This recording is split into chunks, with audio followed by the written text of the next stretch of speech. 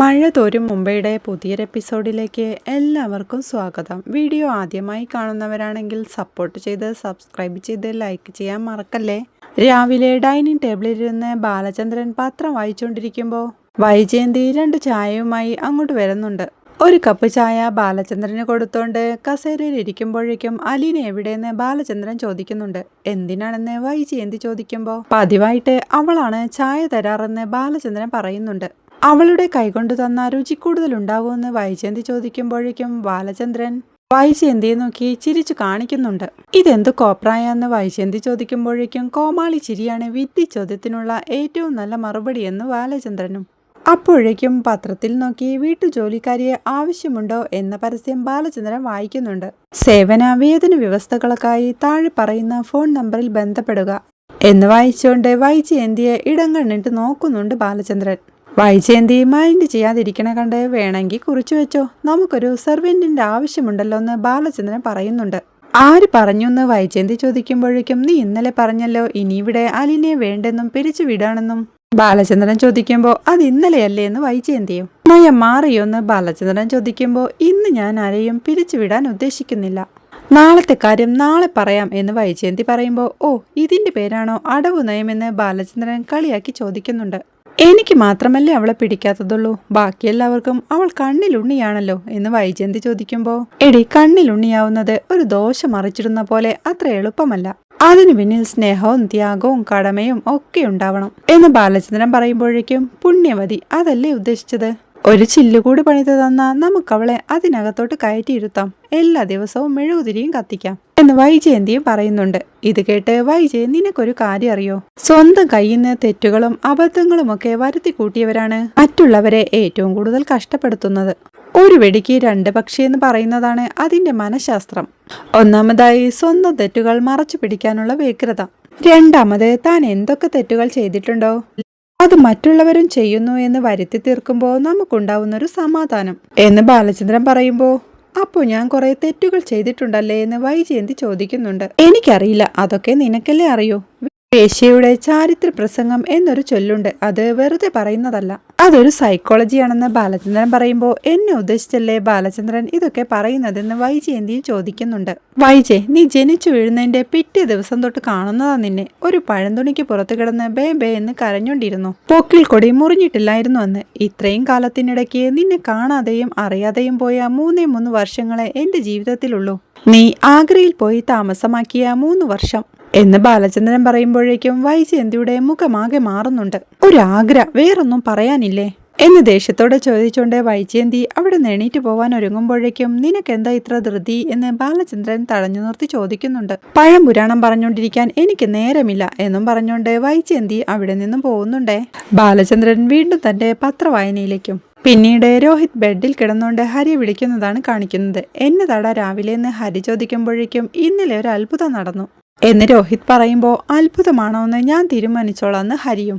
Ruby എന്നോട് മിണ്ടി പിണങ്ങിയിരിക്കുകയായിരുന്നല്ലോ എന്ന് രോഹിത് പറയുമ്പോൾ ഇതാണോ അത്ഭുതം, ശരണ്യ എന്നോട് 150 തവണ ഇണങ്ങുകയും ചെയ്തു എന്ന് ഹരി പറയുന്നുണ്ട്. ഇതങ്ങനെയല്ല, അവൾ സറണ്ടറായി എന്ന് ബെഡിൽ എണീറ്റുകൊണ്ട് രോഹിത് പറയുമ്പോൾ നീ വിളിക്കുന്നിടത്ത് അവൾ വരുമോ എന്ന് ഹരിയും ചോദിക്കുന്നുണ്ട്. വീട്ടിൽ വരില്ലെന്നും വേറെ എവിടെയെങ്കിലും വരാമെന്നും പറഞ്ഞെന്ന് രോഹിത് പറയുമ്പോൾ അങ്ങനെയാണെങ്കിൽ താൻ ശരണ്യയും വിളിക്കാമെന്നും അവര് 2 പേരെയും തമ്മിൽ കൂട്ടിമുട്ടിക്കാമെന്നും ഹരി പറയുന്നുണ്ട്.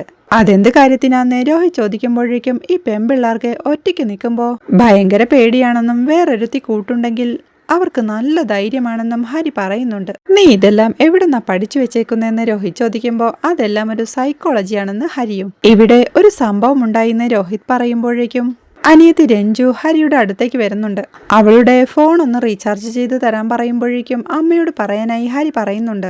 അവൾ ഭയങ്കര ഫ്രോഡാണെന്നും ഓരോ കാരണങ്ങൾ പറഞ്ഞ് അച്ഛന്റെയും അമ്മയുടെയും മനുവേട്ടന്റെ കയ്യിൽ നിന്ന് പൈസ അടിച്ചു മാറ്റുന്നുണ്ടെന്നും എന്നിട്ട് pizza, burger, Sharjah shake, ice cream, Kinder Joy എന്നിട്ട് കൂട്ടുകാരൻ കൂട്ടി അർമാദികയല്ലേ നീ എന്ന് ഹരി അവളോടായി ചോദിക്കുന്നുണ്ട്. സൗകര്യമുണ്ടെങ്കിൽ ഒന്ന് ചാർജ് ചെയ്ത് താന്ന് രഞ്ജു പറയുമ്പോഴേക്കും തനിക്ക് സൗകര്യമില്ലെന്ന് ഹരിയും. അവൾ ദേഷ്യത്തോടെ അവിടെ നിന്ന് പിണങ്ങി പോകുമ്പോഴേക്കും ഹരി വീണ്ടും കോൾ എടുത്ത് എന്തുവാടാ സംഭവമെന്ന് രോഹിത്തിനോടായി ചോദിക്കുന്നുണ്ട്. മുത്തശ്ശി പിന്നെ വീണടാ, കാലനക്കാൻ വയ്യ, കിടപ്പിലായി എന്ന് രോഹിത് പറയുമ്പോൾ അയ്യോ അതെന്തു പറ്റിയെന്ന് ഹരിയും. തനിയെ നടക്കാൻ നോക്കിയതാ ഡപ്പേന്നു താഴെ അസ്ഥി വീണ്ടും പൊട്ടി. രാത്രി ഹോസ്പിറ്റലിൽ കൊണ്ടുപോയി നടുവിനെ എന്തൊക്കെയോ വെച്ചുകെട്ടി പിന്നെ വന്ന് കിടന്നു എന്ന് രോഹിത് പറയുമ്പോഴേക്കും അതിനർത്ഥം അലീന ഇവിടെ കുറച്ചു നാളുകൂടി ഉണ്ടാവുമെന്നല്ലെന്ന് ഹരി ചോദിക്കുന്നുണ്ട്. അതേയെന്നും ഇനി എന്തായാലും ഉടനെ അവളെ പറഞ്ഞയക്കാൻ മുത്തശ്ശി സമ്മതിക്കില്ലെന്നും രോഹിത് പറയുമ്പോ അപ്പൊ നമുക്ക് ഇനിയും ടൈമുണ്ടെന്ന് ഹരിയും പറയുന്നുണ്ട്. ഇഷ്ടം പോലെ സമയമുണ്ടെന്ന് രോഹിത് പറയുമ്പോഴേക്കും നമുക്ക് ഉടനെ അത് പ്ലാൻ ചെയ്താലോന്ന് ഹരിയും സന്തോഷത്തോടെ ചോദിക്കുന്നുണ്ട്. താൻ റെഡിയാണെന്ന് രോഹിത് ചാടിക്കയറി പറയുമ്പോഴേക്കും ഡേറ്റ് താൻ പിന്നീട് അറിയിക്കാമെന്ന് ഹരിയും പറയുമ്പോഴേക്കും അവർ കോൾ വെക്കുന്നുണ്ടേ. പിന്നീട് മാമച്ചന്റെ വീടാണ് കാണിക്കുന്നത്. രേവതിക്കുട്ടി അവിടെ ജോമോന്റെ റൂമിലെ അലമാരയെല്ലാം താക്കോൽ ഉപയോഗിച്ച് തുറക്കുന്നുണ്ട്. അലമാരയ്ക്കകത്തെ ഷെൽഫ് തുറക്കുമ്പോഴേക്കും അതിനുള്ളിൽ നിന്ന് അവൾക്ക് 3-4 ഡയറി കിട്ടുന്നുണ്ട്. അത് അവിടുന്ന് പുറത്തേക്ക് എടുത്തു വെച്ചോണ്ട് ആക്സിഡന്റിൽ മരിച്ചത് 2019 എന്ന് പറഞ്ഞോണ്ട് അതിനു മുമ്പുള്ള ഒരു ഡയറി തിരഞ്ഞു പിടിച്ച് വായിക്കുന്നുണ്ട്. അതെല്ലാം വായിച്ചു നോക്കിക്കൊണ്ട് അമ്പട കള്ള റിസോർട്ടിലൊന്ന് രേവതിക്കുട്ടി അത്ഭുതത്തോടെ ചോദിക്കുന്നുണ്ട്. താഴെ ഡൈനിങ് ഹാളിലെ സോഫയിലിരുന്ന് ഗ്രേസ് അമ്മ പത്രം വായിച്ചുകൊണ്ടിരിക്കുമ്പോഴാണ് മുകളിൽ നിന്ന് ആ ഡയറിയുമായി രേവതിക്കുട്ടി ഓടിയിറങ്ങി വന്ന് ഗ്രേസ് അമ്മയുടെ അടുത്തിരിക്കുന്നത്. തന്റെ കയ്യിലുള്ള ഡയറി കാണിച്ചോണ്ട് ഇത് കണ്ടോന്ന് രേവതിക്കുട്ടി ചോദിക്കുമ്പോഴേക്കും ഇതെവിടെന്നാന്ന് ഗ്രേസ് അമ്മയും. ജിജോ ഏട്ടന്റെ അലമാരയിലിരുന്നതാന്ന് രേവതിക്കുട്ടി പറയുമ്പോഴേക്കും ഇതൊക്കെ എന്തിനാടി നീ എടുക്കുന്നെന്ന് ഗ്രേസ് അമ്മയും. ചുമ്മാ നോക്കാലോ, ആളെന്താ എഴുതി വെച്ചിരിക്കുന്നെന്ന് വായിക്കാലോ എന്ന് രേവതിക്കുട്ടി പറയുമ്പോഴേക്കും വല്ലവരുടെയും ഡയറി വായിക്കുന്നത് മോശല്ലേന്ന് ഗ്രേസ് അമ്മയും. ഒരു കാര്യങ്ങൾ അറിയണ്ടെന്ന് രേവതിക്കുട്ടി ചോദിക്കുമ്പോഴേക്കും അറിഞ്ഞിട്ട് എന്നാത്തിനാന്ന് ഗ്രേസ് അമ്മയും. ആന്റി, ജിജോ ഏട്ടനും ഷെറിൻ ചേച്ചിയും തമ്മിൽ ഭയങ്കര പ്രേമായിരുന്നു. ഡയറിയിലുണ്ടെന്ന് രേവതിക്കുട്ടി അമ്പരപ്പോടെ പറയുമ്പോഴേക്കും അത് നീ പറഞ്ഞിട്ട് വേണോ അറിയാൻ? അവര് തമ്മിൽ പ്രേമിച്ചോണ്ടല്ലേ ഞങ്ങളെ കല്യാണം ആലോചിച്ചതും തീരുമാനിച്ചതുമെല്ലാമെന്ന് ഗ്രേസ് അമ്മ പറയുന്നുണ്ട്. അതൊന്നുമല്ലെന്നേ, വേറൊരു കാര്യം പറയട്ടെ എന്ന് രേവതിക്കുട്ടി ചോദിക്കുമ്പോഴേക്കും എന്തോ നാടീന്ന് ഗ്രേസ് അമ്മയും. അവര് ഹോട്ടൽ റൂമിൽ ഒന്നിച്ച് താമസിച്ചിട്ടുണ്ടെന്ന് രേവതിക്കുട്ടി പറയുമ്പോൾ ഗ്രേസ് അമ്മ അമ്പരപ്പോട്ടെ എവിടെയെന്ന് ചോദിക്കുന്നുണ്ട്. കുമരകത്ത് ഒരു റിസോർട്ടിലാണെന്ന് രേവതിക്കുട്ടി പറയുമ്പോൾ ഈ ഡയറിയിലുണ്ടോന്ന് ഗ്രേസ് അമ്മ ചോദിക്കുന്നുണ്ട്. ഉണ്ടെന്നേ, ഷെറിൻ ചേച്ചിക്ക് ഭയങ്കര പേടിയായിരുന്നു. ജിജോ ഏട്ടൻ ഒരുപാട് നിർബന്ധിച്ച് കൂട്ടിക്കൊണ്ടു പോയതാ എന്ന് രേവതിക്കുട്ടി പറയുമ്പോൾ ഇതൊന്നും നീ വായിക്കണ്ടായിരുന്നു. കൊണ്ടുപോ, ഈ തലമാരയില് ഇരുന്നിടത്ത് തന്നെ പോയി കൊണ്ടുവയ്ക്കേ എന്ന് ഗ്രേസ് അമ്മ ദേഷ്യത്തോടെ പറയുമ്പോഴേക്കും അതല്ലെന്നേ, വേറൊരു രഹസ്യമുണ്ടെന്ന് രേവതിക്കുട്ടിയും. എന്ത് രഹസ്യമെന്ന് ഗ്രേസ് അമ്മ ചോദിക്കുമ്പോഴേക്കും ഷെറിൻ ചേച്ചി പ്രഗ്നന്റ് ആയിരുന്നോന്ന് ഒരു സംശയം എന്ന് രേവതിക്കുട്ടി പറയണ കേട്ട് ഗ്രേസ് അമ്മ ഞെട്ടുന്നുണ്ട്. എന്തുവാടി നീ പറയുന്നതെന്ന് ഗ്രേസ് അമ്മ ടെൻഷനോടെ ചോദിക്കുമ്പോൾ ഷെറിൻ ചേച്ചിക്ക് അങ്ങനൊരു സംശയം. ജിജു ഏട്ടൻ അത് ടെസ്റ്റ് ചെയ്യാനുള്ള കിറ്റ് എന്തോ വാങ്ങിക്കൊടുത്തു എന്ന് രേവതിക്കുട്ടി പറയണ കേട്ട് എന്നിട്ടെന്ന് ഗ്രേസ് അമ്മ ടെൻഷനോടെ ചോദിക്കുന്നുണ്ട്. എന്നിട്ട് എന്താണെന്ന് അറിയണമെങ്കിൽ ഇത് റിപ്പയർ ചെയ്ത് നോക്കണമെന്ന് പറഞ്ഞ് തന്റെ കയ്യിലുള്ള ജിജോയുടെ മൊബൈൽ എടുത്ത് അവൾ ഗ്രേസ് അമ്മയെ കാണിക്കുന്നുണ്ട്. ഞാൻ എത്ര ചാർജിലിട്ടിട്ടും അത് ചാർജ് ആവുന്നില്ല. 4 വർഷം അനങ്ങാതിരുന്ന ഫോണല്ലേ, ബാറ്ററി കംപ്ലീറ്റ് പോയി കാണും എന്ന് രേവതിക്കുട്ടി പറയുമ്പോഴേക്കും ഫോൺ നോക്കിയാ എങ്ങനെ അറിയാൻ പറ്റാന്ന് ഗ്രേസ് അമ്മയും. ആന്റി, അവരുടെ ചാറ്റ് കാണില്ലേ ഫോണില്, അതിന്ന് നമുക്ക് ക്ലിയർ ആയിട്ട് അറിയാൻ പറ്റും. എന്റെ ബലമായ സംശയം ഷെറിൻ ചേച്ചി ഗർഭിണിയായിരുന്നു എന്നാ എന്ന് രേവതിക്കുട്ടി പറയണ കേട്ട് ഗ്രേസ് അമ്മ ഒരു ഞെട്ടലോടെ എണീറ്റ് എന്റെ ദൈവമെന്നും പറഞ്ഞ് നെഞ്ചത്ത് കൈവയ്ക്കുന്നുണ്ട്. ഉള്ളതാണോടി എന്ന് ഗ്രേസ് അമ്മ രേവതിക്കുട്ടിയോടായി ചോദിക്കുമ്പോഴേക്കും കയ്യിലുള്ള മൊബൈൽ ചൂണ്ടിക്കൊണ്ട് ഇത് പരിശോധിച്ചു നോക്കണമെന്ന് രേവതിക്കുട്ടി പറയുന്നുണ്ട്. അങ്ങനെ ഗർഭിണിയായിരുന്നെങ്കിലോ അവൾ എന്തു ചെയ്യും? പാവം പോയില്ലെന്ന് ഗ്രേസ് അമ്മ ചോദിക്കുമ്പോ ഒന്നുകിൽ നശിപ്പിച്ചു കളയും, അല്ലെങ്കിൽ പ്രസവിക്കുമെന്ന് രേവതിക്കുട്ടിയും. കല്യാണം കഴിക്കാതെ ഒരു പെണ്ണ് പ്രസവിക്കാനോ വീട്ടുകാർ സമ്മതിക്കോ എന്ന് ഗ്രേസ് അമ്മ ചോദിക്കുമ്പോൾ അറിയാൻ വയ്യ, അങ്ങനൊക്കെ നടക്കുന്നുണ്ട് എന്ന് രേവതിക്കുട്ടി പറയുമ്പോൾ അങ്ങനൊക്കെ നടക്കുന്നുണ്ടെന്ന് നിനക്കെങ്ങനെ അറിയാമെന്ന് ഗ്രേസ് അമ്മയും. അങ്ങനെ ഉണ്ടായതല്ലേ ഞാൻ, അലീന ചേച്ചിയും അങ്ങനെ ഉണ്ടായതല്ലേ, ചിന്നുമോളും എന്ന് രേവതിക്കുട്ടി പറയുമ്പോഴേക്കും എന്റെ ജോമോന്റെ കുഞ്ഞ് ഷെറിന്റെ വയറ്റിലുണ്ടായിരുന്നു എന്നാണോ നീ പറയുന്നതെന്ന് നെഞ്ചത്ത് കൈവച്ചുകൊണ്ട് ആദ്യോടെ ഗ്രേസ് അമ്മയും ചോദിക്കുന്നുണ്ട്. തീർച്ചയില്ല, പക്ഷേ അവർക്ക് സംശയമുണ്ടായിരുന്നു എന്ന് രേവതിക്കുട്ടി പറയുമ്പോൾ അങ്ങനെയുണ്ടായിരുന്നു എന്ന് അറിഞ്ഞാൽ തന്നെ ആ വീട്ടുകാരത് നശിപ്പിച്ചു കളയില്ലായിരുന്നു എന്ന് ഗ്രേസ് അമ്മ ചോദിക്കുമ്പോൾ ജിജോ ഏട്ടൻ ഇല്ലാത്ത സ്ഥിതിക്ക് അങ്ങനെ ചെയ്യാനാ ഒരു 80% സാധ്യത എന്ന് രേവതിക്കുട്ടി പറയുമ്പോൾ ദൈവമേ, എന്റെ ജോമോന്റെ കുഞ്ഞ് എന്ന് പറഞ്ഞ് ആദ്യോടെ ഗ്രേസ് അമ്മ നെഞ്ചത്ത് കൈവച്ച് നിൽക്കുന്നുണ്ട്. നമുക്ക് ഉറപ്പില്ലല്ലോ ആന്റി എന്ന് രേവതിക്കുട്ടി പറയുമ്പോൾ ഈ ഫോൺ ഇന്നു തന്നെ റിപ്പയറിങ്ങിന് കൊടുക്കാമെന്ന് ഗ്രേസ് അമ്മ പറയുന്നുണ്ട്. അതല്ലേ ഞാൻ പറഞ്ഞതെന്ന് രേവതിക്കുട്ടി പറയുമ്പോഴേക്കും നീ ഇതൊക്കെ എങ്ങനെ മാന്തിയെടുത്ത് വരുന്നടിയെന്ന് ഗ്രേസ് അമ്മയും. എനിക്കൊരു ഡൗട്ട് തോന്നി, അതുകൊണ്ടാണെന്ന് രേവതിക്കുട്ടി പറയുമ്പോഴേക്കും ജോസൂട്ടിയുടെ കയ്യിൽ മൊബൈൽ കൊടുത്തു വിടാമെന്ന് ഗ്രേസ് അമ്മ പറയുന്നുണ്ട്. അതൊന്നും വേണ്ടെന്നും നമ്മൾ തന്നെ മൊബൈൽ സെന്ററിൽ ചെന്ന് അവരോട് കാര്യമായിട്ട് പറയണം ഇതിനകത്തെ ഒന്നും കളയരുതെന്നും ബാറ്ററി മാത്രം റിപ്പയർ ചെയ്താൽ മതിയെന്നും എന്ന് രേവതിക്കുട്ടി പറയുമ്പോഴേക്കും രേവതിക്കുട്ടിയോട് പോയി റെഡിയാവാൻ പറഞ്ഞിട്ട് ഇപ്പൊ തന്നെ മൊബൈലും കൊണ്ട് പോവാമെന്ന് ഗ്രേസമ്മയും പറയുന്നുണ്ട്. രേവതിക്കുട്ടി ഡ്രസ്സ് മാറാനായി മുകളിലേക്ക് ഓടിക്കയറുമ്പോഴേക്കും ജീസസ് എന്റെ ജോമോന്റെ കുഞ്ഞ് എന്ന് പറഞ്ഞ് മൊബൈലും പിടിച്ചുകൊണ്ട് ഗ്രേസമ്മയും നിൽപ്പുണ്ട്. പിന്നീട് കാണിക്കുന്നത് മനുശങ്കറിന്റെ കസിൻ ഓട്ടോയും പിടിച്ച് അവന്റെ താമസ സ്ഥലത്തെത്തുന്നതാണ്. ഓട്ടോ നിറങ്ങിയ അവൾ മൊബൈലിലെ അഡ്രസ്സ് നോക്കിക്കൊണ്ട് ഹൗസ് നമ്പർ JR22B നന്ദനം ഇതുതന്നെയല്ലേ എന്ന് ഓട്ടോറിക്ഷ ഡ്രൈവറോട് ചോദിക്കുന്നുണ്ട്. നന്ദനം ഇതു തന്നെയാണെന്ന് അവർ പറയുമ്പോഴേക്കും അവൾ ഓട്ടോ ചാർജെല്ലാം കൊടുത്തോണ്ട് വീട്ടിലേക്ക് ചെല്ലുന്നുണ്ട്. അവിടെ റൂമിൽ മനുവിന്റെ ഫ്രണ്ട് കട്ടിലിൽ കിടന്നുറങ്ങുന്നുണ്ട്. മനുവാണേൽ മുറിക്കകത്ത് ആകെ അലങ്കോലമായിട്ടിരിക്കുന്ന അലക്കാനുള്ള ഡ്രസ്സുകളെല്ലാം ഒരു ബക്കറ്റിലേക്ക് വാരിപ്പെറുക്കി ഇട്ടോണ്ടിരിക്കുക. ആ സമയത്താണ് കോളിംഗ് ബെൽ കേട്ട് അവൻ ചെന്ന് ഡോർ തുറക്കുന്നത്. ഡോർ തുറക്കുന്ന അവൻ തന്റെ കസിനെ കണ്ട് അമ്പരപ്പോടെ നിൽക്കുമ്പോഴേക്കും സർപ്രൈസ് ആയോന്ന് അവളും. സർപ്രൈസ് ആയി. കണ്ണു മിഴിച്ചുള്ള ആ നോട്ടം കണ്ടാൽ അറിയാം.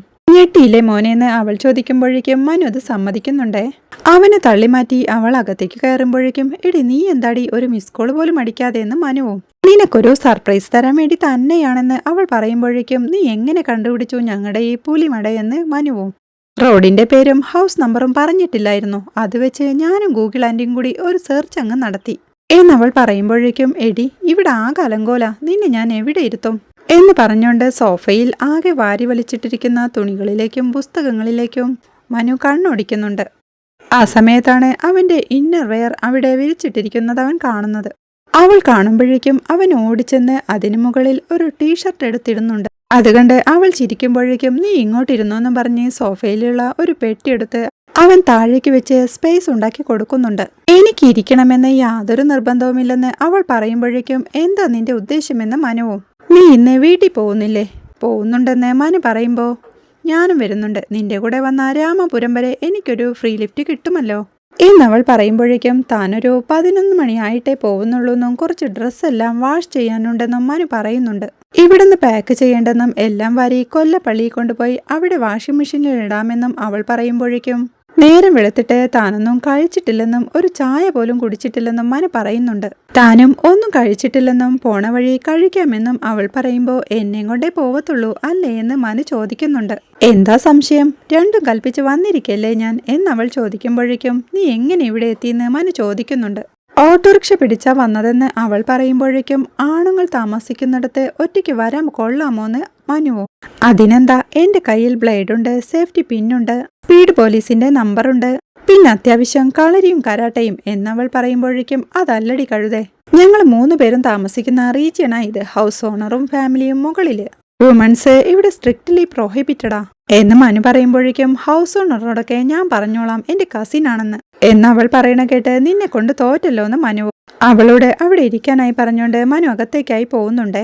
അവളാണേൽ അവിടെ തന്നെ ഇട്ടിട്ടുള്ള ക്യാരം ബോർഡിൽ ക്യാരംസ് കളിക്കുന്നുണ്ടേ. മനു ഓടിച്ചെന്ന് കട്ടിലിൽ കിടന്നുറങ്ങുന്ന തന്റെ ഫ്രണ്ടിന്റെ അടുത്ത് ചെന്ന് അവനെ വിളിച്ചുണർത്തി. എടാ മാത്ത, എടാ പോത്തെ, ഒരു പെങ്കൊച്ചു വന്നിട്ടുണ്ടെന്ന് എന്ന് പറയുമ്പോഴേക്കും ശബ്ദം കേട്ടെന്നും താൻ റൂം ഒഴിഞ്ഞു തരണമെന്നും അവൻ ചോദിക്കുന്നുണ്ട്. എടാ പോട പട്ടി, ഒന്ന് പുതച്ച് മൂടി കിടക്കടാ മാന്യമായിട്ട്. ദേ അവളെങ്ങാനും കയറി വന്നാലുണ്ടല്ലോ എന്ന് മനു പറയുമ്പോഴേക്കും ആരോടാ ഡയലോഗ് അടിക്കുന്നെന്നും ചോദിച്ചുകൊണ്ട് അവൾ അങ്ങോട്ട് വരുന്നുണ്ട്. അവളെ കണ്ട് മാതൻ വേഗം പൂതപ്പെടുത്ത് തലവഴി മൂടുമ്പോഴേക്കും അവൾ ചിരിച്ചോണ്ട് നിന്ന് ഇതാണോ മനുവിന്റെ ബെഡ്റൂം എന്ന് ചോദിക്കുന്നുണ്ട്. സൗകര്യങ്ങളൊക്കെ കുറച്ച് കുറവാണേ, ഞാനിവിടെ വന്നിട്ട് കുറച്ച് ദിവസമല്ലേ ആയുള്ളൂ. ഒരു ചെറിയ ഫ്ലാറ്റ് നോക്കുന്നുണ്ടെന്ന് മനു പറയുമ്പോഴേക്കും അതാരാ കിടക്കുന്നെന്ന് അവളും ചോദിക്കുന്നുണ്ട്. റൂംമേറ്റ് ആണെന്നും തങ്ങൾ ഇന്നലെ നൈറ്റ് ഷിഫ്റ്റ് വന്ന് കഴിഞ്ഞ് കിടന്നതാണെന്നും മനു പറയുമ്പോൾ അവൾ അലങ്കോലപ്പെട്ട് കിടക്കുന്ന ആ റൂമെല്ലാം ആകെയൊന്നും നോക്കിക്കൊണ്ട് ഒരു ഡിസിപ്ലിൻ ഒന്നും ഇല്ലല്ലോ എന്ന് ചോദിക്കുന്നുണ്ട്. നിങ്ങൾ ബാച്ചിലേഴ്സിന്റെ റൂമെല്ലാം ഇങ്ങനെയാണോ എന്ന് അവൾ ചോദിക്കുമ്പോഴേക്കും അത് ഫ്രീഡം കൂടുതലുള്ളോണ്ടാണേ, ഞങ്ങള് എല്ലാത്തിനും സ്വാതന്ത്ര്യം കൊടുത്തേക്കുക, എന്തു സാധനത്തിലും എവിടെ വേണേലും കിടക്കാം, നോ പ്രോബ്ലം, കണ്ടില്ലേന്ന് മനു ചോദിക്കുന്നുണ്ട്. മനസ്സിലായി, എല്ലാം മനസ്സിലായി എന്ന് അവൾ ചിരിച്ചോണ്ട് പറയുമ്പോഴേക്കും നീ ഒരു കാര്യം ചെയ്യേ, ഇതിനകത്ത് ഇങ്ങനെ കറങ്ങണ്ട എന്ന് പറഞ്ഞുകൊണ്ട് അവളെയും കൊണ്ട് റൂമിൽ നിന്ന് പുറത്തേക്ക് ഇറങ്ങി പോകുന്നുണ്ടേ. പിന്നീട് മൊബൈൽ റെഡിയാക്കാനായി പുറത്തോട്ട് പോയ ഗ്രേസ് അമ്മയെയും രേവതിക്കുട്ടിയുമാണ് കാണിക്കുന്നത്. മൊബൈൽ റിപ്പയർ ചെയ്യാൻ കൊടുത്തോണ്ട് അവർ രണ്ടുപേരും കാറിലിരിപ്പാ. എല്ലാം സേവ് ചെയ്തോന്ന് ദൈവത്തിനറിയാന്ന് ഗ്രേസ് അമ്മ പറയുമ്പോഴേക്കും അതിനല്ലേ നമ്മൾ മെമ്മറി കാർഡ് വാങ്ങിക്കൊടുത്തത്, ഡാറ്റാസ് എല്ലാം അതിലോട്ട് ട്രാൻസ്ഫർ ചെയ്താൽ മതിയല്ലോ എന്ന് രേവതിക്കുട്ടി ചോദിക്കുന്നുണ്ട്. നീ ഇതിന്റെ സൂത്രങ്ങളൊക്കെ പഠിച്ചു വെച്ചിരിക്കുവാണോന്ന് ഗ്രേസ് അമ്മ ചോദിക്കുമ്പോഴേക്കും എനിക്കൊരു കുന്തവും അറിയില്ലായിരുന്നു, ആന്റി കുറെ പറഞ്ഞു തന്നു, പിന്നെ മാമച്ചൻ അങ്കിളും. പിന്നെ ജോസൂട്ടി, പുള്ളിക്കാരന് ഈ സ്മാർട്ട് ഫോണിന്റെ ABCD മുഴുവനും അറിയാം എന്ന് രേവതിക്കുട്ടി പറയുമ്പോഴേക്കും മൊബൈൽ ഷോപ്പിൽ നിന്ന് മൊബൈലുമായി ജോസൂട്ടി ഇറങ്ങി വന്ന് ഡ്രൈവിംഗ് സീറ്റിലേക്ക് കയറിയിരിക്കുന്നുണ്ട്. ശരിയായോടാന്ന് ഗ്രേസമ്മ ചോദിക്കുമ്പോഴേക്കും ഒരു മാതിരിയെന്ന് ജോസൂട്ടിയും. ഇങ്ങോട്ട് തന്നെ നോക്കട്ടെ എന്ന് രേവതിക്കുട്ടി പറയുമ്പോഴേക്കും ആന്റി ഇതാ പിടിച്ചോ, ഫോണിന്റെ ഉടമ ആന്റിയാ, നീ വേണേ ആന്റിന്റെ നിന്ന് മേടിച്ചോന്ന് ജോസൂട്ടി പറയുമ്പോഴേക്കും തനിക്ക് വേണ്ടെന്ന് പറഞ്ഞ് രേവതിക്കുട്ടി പിണങ്ങിയിരിക്കുന്നുണ്ട്. ദേ അവള് നിന്നോട് പിണങ്ങിയെന്ന് ഗ്രേസമ്മ പറയുമ്പോഴേക്കും അത് ആന്റിയുടെ മോന്റെ ഫോണല്ലേ, അതിനകത്ത് പല സീക്രട്സും കാണും, അതൊന്നും അന്യരറിയേണ്ട കാര്യമില്ലെന്ന് ജോസൂട്ടി പറയുമ്പോഴേക്കും ഞാൻ അന്യല്ല, എനിക്ക് ആന്റിയുമുണ്ട് അങ്കിളുമുണ്ട് എന്ന് രേവതിക്കുട്ടി ദേഷ്യത്തോടെ പറയുന്നിടത്താണ് ഇന്നത്തെ എപ്പിസോഡ് അവസാനിക്കുന്നത്. റിപ്പയർ ചെയ്ത ജോമോന്റെ ഫോണിലെ ഷെറിന്റെയും ജോമോന്റെയും ചാറ്റെല്ലാം വായിച്ചുകൊണ്ട് ഷെറിൻ ഗർഭിണിയായിരുന്നു എന്നുള്ള സത്യം രേവതിക്കുട്ടി കണ്ടുപിടിക്കുന്നുണ്ട്. ആ സത്യം അറിയുന്ന ഗ്രേസമ്മ നെഞ്ചുപൊട്ടി കരയുന്നതുമൊക്കെയാണ് നാളത്തെ എപ്പിസോഡിലെ വിശേഷങ്ങൾ. വീഡിയോ ഇഷ്ടമായാൽ സപ്പോർട്ട് ചെയ്ത് സബ്സ്ക്രൈബ് ചെയ്ത് ലൈക്ക് ചെയ്യാൻ മറക്കല്ലേ.